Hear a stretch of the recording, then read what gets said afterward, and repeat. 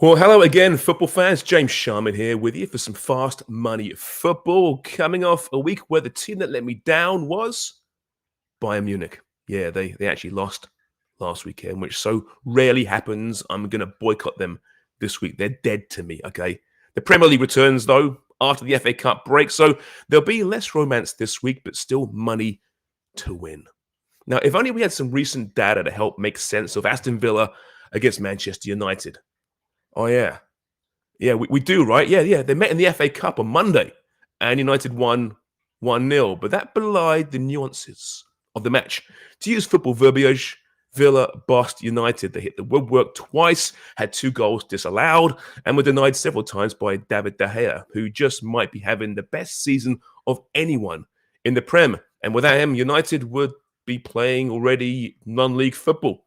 United just aren't very good right now, but somehow often find a way to grab points. But at plus 200, you cannot ignore Villa to exact revenge this weekend, even if its shiny new star signing, Philippe Coutinho, is not quite match fit, as a bench presence, he could be a difference maker still. Heck, a draw at plus 240 is also juicy, but just don't bet on United.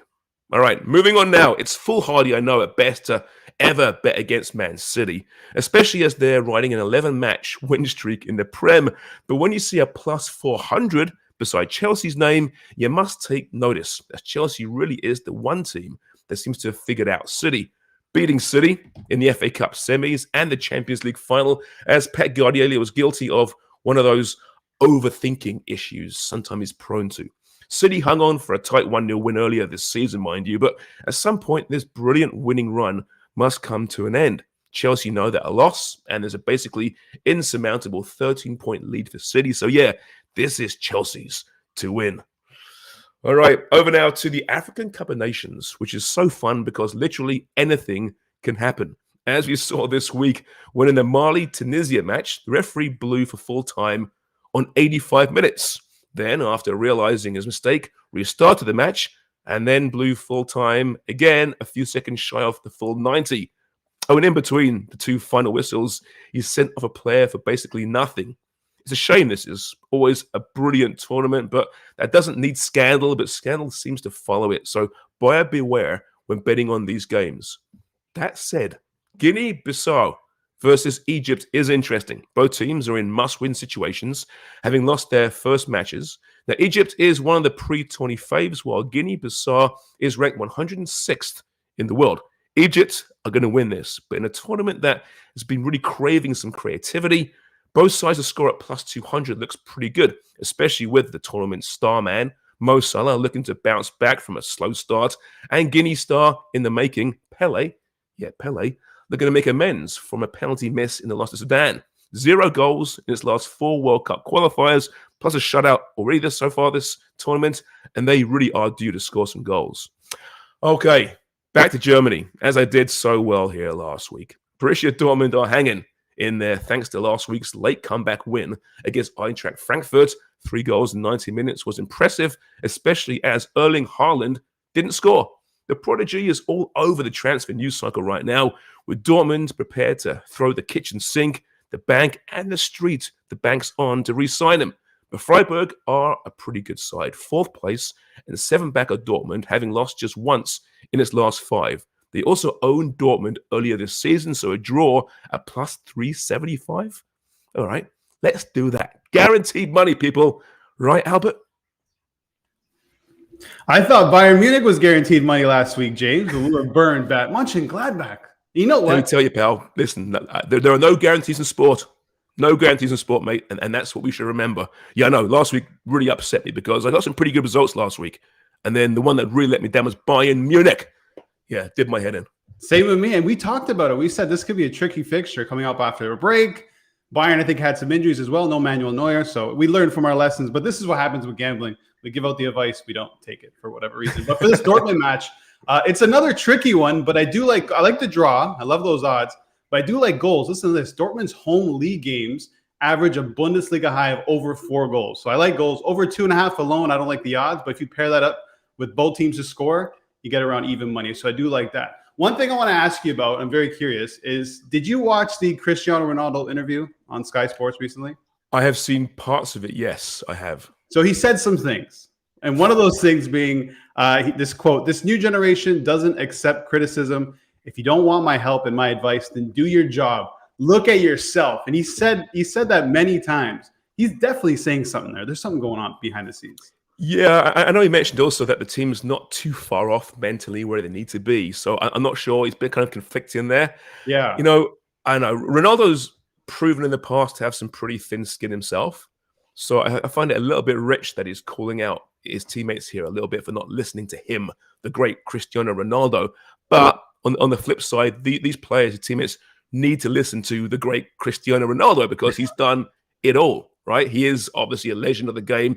There's no one more professional than Cristiano, right? In world sport, perhaps. He's so conditioned. If you're a young player on United, you watch that guy and do what that guy is doing. Yeah. Because it obviously works for him. But there's seriously something wrong in the room there. I know they deny it, but enough insiders close to the Prem, close to that team say it's pretty poisonous in there. And so far, Ralph Rangnick hasn't got the job done. He's got points, yeah, but the performances aren't very, very good. There's talk that a lot of the players don't really respect him, which again is a major issue. So, whoever takes over this team in the summer, and there's rumors once again this week that it's going to be Pochettino, there's got to be a house clearing because there's some bad seeds there.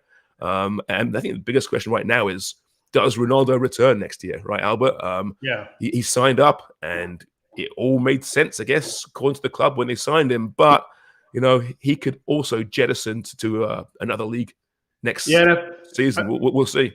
I find it interesting that he did the interview because he doesn't really do interviews. So when he comes out and says something, he's usually saying something for a reason. But back to the game, I like Villa as well. I definitely wouldn't back Manchester United. No John McGinn is a bit of a concern for me because he tends to boss that midfield for Aston Villa. But if Coutinho comes on, I don't think he'll start. But coming off the bench, that's going to be a real boost, not only for their team, but Villa Park's going to be insane. Yeah, this is a player that, not too many years ago was world-class and was a 140 million pound player going to Barcelona, and a player that Steven Gerrard knows so well. He played with him, of course, but he hasn't played in a month. He started just 5 games this season. He's come off the bench a few times for Barcelona, but not too often. Fitness is a huge thing, but I really think that presence. I mean, Villa's a big club, right? They've got a great storied history, big fan base, great stadium, but unconsidered a big club, which is a bit unfair. Coutinho saying yes to them is a great statement and showing that Steven Gerrard has some pull, because if that was Dean Smith, still coaching that team, I don't think Coutinho comes. I think it's a great move, whether it's off the bench to start or whether it's starting in a few weeks' time. Yeah, it's just a good piece of business, too. They have him on loan for the rest of the season. They're probably not paying his wages. I feel sorry for you, James. We'll end this thing soon. My bet for this game, though, is going to be Aston Villa, draw no bet. I'm too scared to throw the money on the draw. So draw no bet plus 120. That's it for me in terms of betting. I'm not touching AFCON betting. Too much drama, too much controversy. I can't believe what happened there the other day. It's nonstop. And it's unfortunate because it's such a good tournament. You know what? I think it gets a real lack of respect. Yeah. It is a great tournament. There's so much drama and theater. And the players, they just revere putting the shirts of their countries on, a real chance to give back to Africa and their countries within Africa. But because of the timing, and it's in January every few years, it gets looked down upon, I think, by the Euro snobbery, which is a real shame. You worry about it if World Cup goes to a 2-year cycle as well. But from a purely footballing standpoint, just give it a chance and watch it, because they're great players, great teams. In some cases, Senegal is a really great team, right? You're going to see players like Mo Salah bossing it for Egypt, and young guys, like I mentioned, they're Pele for Guinea-Bissau. There are good young stars coming through. Give it a chance, watch it. But I agree with you, betting is a tough one with this tournament because you just never know. I mean, that game, my word, Albert, I mean, I've seen some bad refereeing in my time, but to screw up twice with the clock, I mean, my God. And then the red card was not a red card, even close to it. No. Controversial penalties as well. I mean, I guess it's theater, right? But it's not good for the respect level for African football. No, I didn't know what to make of it. I don't know if he actually didn't know what he was doing. He was confused. Maybe he had just the best reservation at the best restaurant in town. He needed to get out of there, or the Fixtures Inn. It was one of those, because I just can't imagine a professional referee, making that type of a mistake. Imagine that. Well, in the there was Premier League. talk, They right, that unwind. he hadn't stopped his watch, didn't stop it when Oh, the God. water break came, right? Which I guess, he's human error, mistakes happen, but surely someone else has their clock in the game and is in his ear, right? Surely. And they do it twice. The first time, okay, fair enough, embarrassing. But someone should have spoken to him and say, yeah, your watch is wrong. To then whistle again, 13 seconds before 90, when there Yeah. should be about 8 minutes of extra time. I mean, it's crazy. I hope that's all it was and nothing more sinister because, hey, No, there's I been hope talk not. about, match fixing in the past in this tournament. So, No, that doesn't happen in this game, never. But the best part was after that whole debacle, he was so matter of fact with everybody. You want to talk to any of the managers, any of the players. He's just like walking off, get away from me, and just wanted to get straight off that pitch. One, he was either scared or he just really thought, hey, listen, this game's over. Let's just move on. But crazy man, time for the AFCON own Cup. your mistakes. Own your mistakes. The first rule of media: own your mistakes. I Yes. make many mistakes. You got to own them. So, referee, fess up. All right, James. Good chatting with you. This has been Fast Money Football. Follow James at James Sharman. You can follow me on Twitter at The Real Albert V. Have a good Friday.